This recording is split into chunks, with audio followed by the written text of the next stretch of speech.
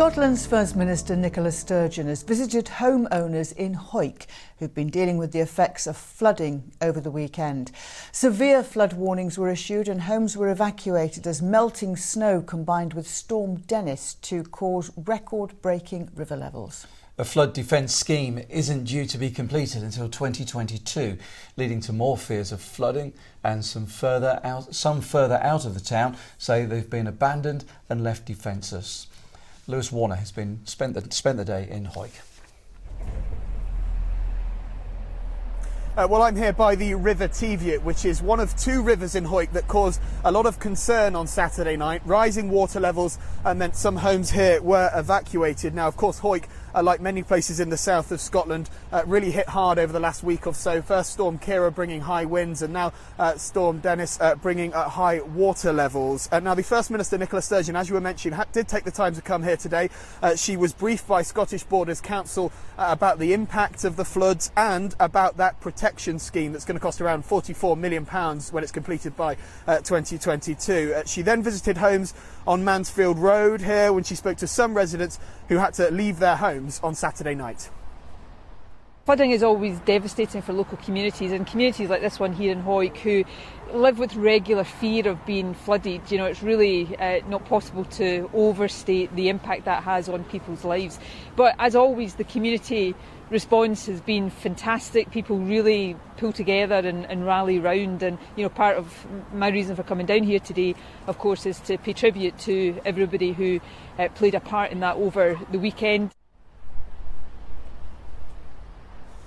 Now, some people we've spoken to today who live slightly further out of town believe that they've been abandoned by the current schemes, and they think that actually it could make things slightly worse for them. Of course, it is the Scottish Government who fund these plans, these big defence schemes like the ones here in Hawick, like the ones that people are calling out for so desperately.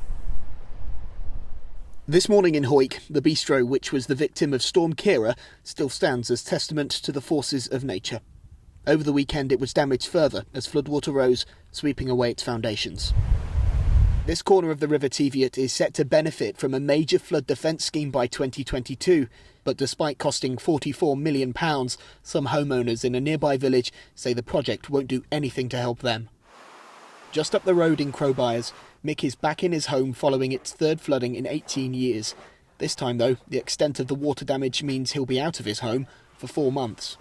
And over this area here, there was 2 or 3 foot of water right round the whole house. Devastation with 3 neighbours. It's 3 foot of water inside the house. There's nothing we could do. It's underneath my house, so the whole house will have to be stripped out and insulations are done. So yet again, it's happened. So hopefully they'll do something about it. It's like the town is important, but so is the little people outside the town as well. So it's heartbreaking for everybody, really. Mick is now looking for temporary accommodation. If dealing with a flooded house isn't a big enough challenge, his next-door neighbour Barbara lives alone. She relies on the kindness of the community, but says there's only so much a person can take. Trying to walk about in there last night was... I just gave up. It was frightening. It really was frightening. We know we've got floodgates, fair enough, they don't fit very well. We've got vents which don't work. If there'd been defences on the river further up, because that's where it actually broke through, if there'd been flood defences, it would have went down. It's always went down. For homeowners like Mike and Brenda, they fear that the flood defence scheme in Hawick, albeit necessary, could actually make things worse for them further upstream. And they'd like to see money spent protecting their homes too. The Hawick people have put up with this since 2005. They're obviously getting pretty tired of it. They're desperate for this flood protection scheme. People were telling me that they just can't take much more.